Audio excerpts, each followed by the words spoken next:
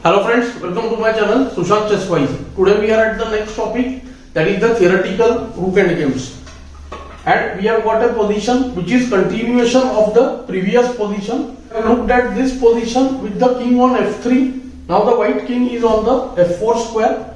Position is black to play and black is trying to draw the game. Last time we discussed the technique that giving checks from behind is of not much use. What black needs is he wants the rook on the 6th rank to attack the pawn from the side, and as soon as white plays a7, the rook wants to come behind the pawn. Often there will be race of kings towards the a pawn. Let's see what are the options for black. Black can try to get his rook on f6 with rook f1 check instantly.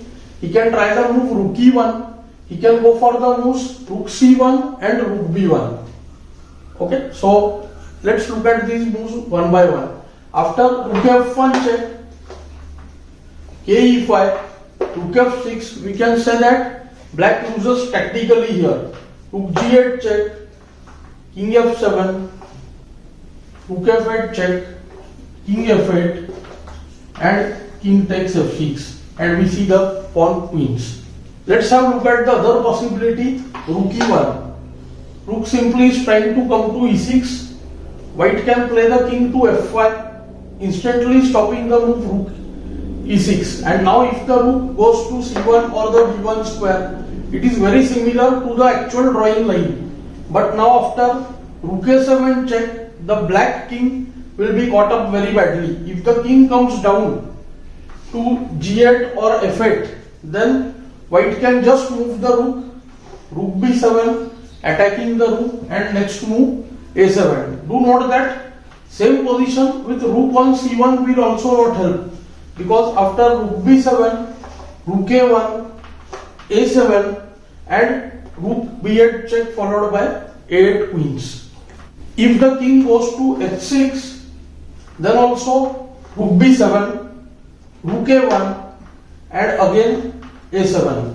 This time black is caught between two different problems. One, his king is cut off from the other side, like king h5 loses to rook h7 checkmate, so the rook has to wait. Rook cannot come to a6 because of rook b6 check, and if the rook just waits on a2, white can get his king to c8 and queen the a pawn. So k e6, k d7, k c8, k b8, and a8 queen. See, the black king is far away and it will lose the race against the white king. So before we proceed to the only defense, that is the move rook c1, let us have a look at one more line, rook b1, which also looks convincing, but there is one problem with the rook on b1.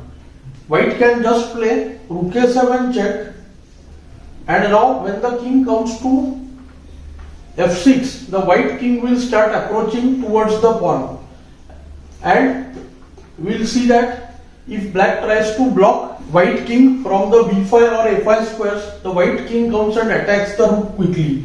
If black gets the king to e6, trying to attack the white rook pawn, then white just uses the method rook a8. Now we see the problem that the king is on the 6th rank, it's not able to return to the g7 square. So after ra1, a7, it cannot stop the rook's check. So only way to stop rook check is king f7, but then comes rook h8, and after rook a7, rook h7 check, and the rook is lost. So this is one of the most important variations of this analysis. Black can draw this position only with the move rook c1.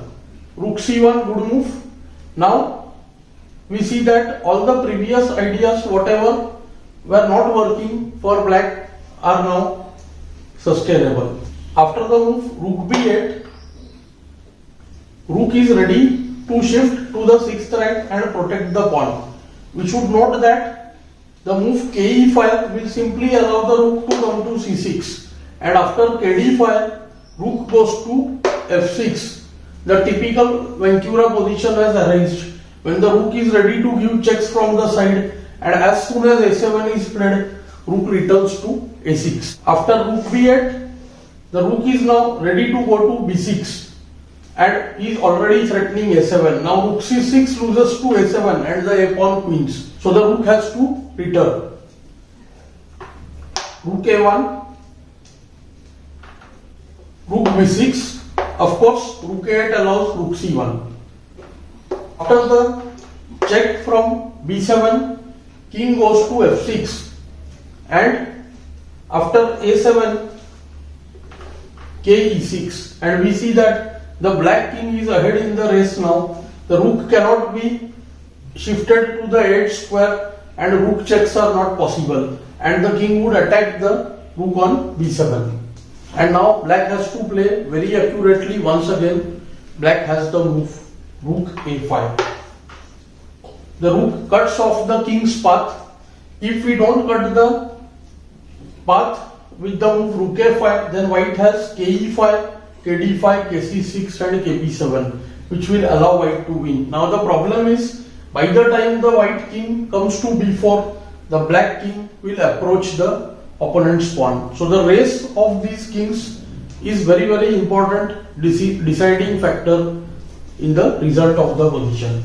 So ke4, kf7, kd4, ke7, kc4, kd7, kb4, and black goes back with the move rook a1, and we see that the king is now not well placed. The white king is unable to come from the other side, and after rook b7 check, we can just go king c8. Rook is attacked, so the pawn cannot be pushed, and we will see that the game will be drawn. Rook will start giving checks from behind. And finally here, if white doesn't play the move kd4 and tries to wait with the move rook h6, then black has to be careful here. Taking the king to e7 will not be a good option. He should just play kg7 and force the rook back to the other side, and kf7 will repeat the position.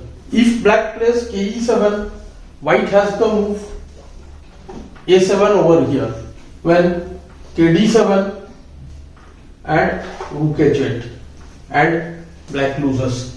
Rook a7 allows rook h7 check. So we can say the analysis was somewhat complicated. I hope you will find this position useful. Do like, share and subscribe the channel. Thanks for your time.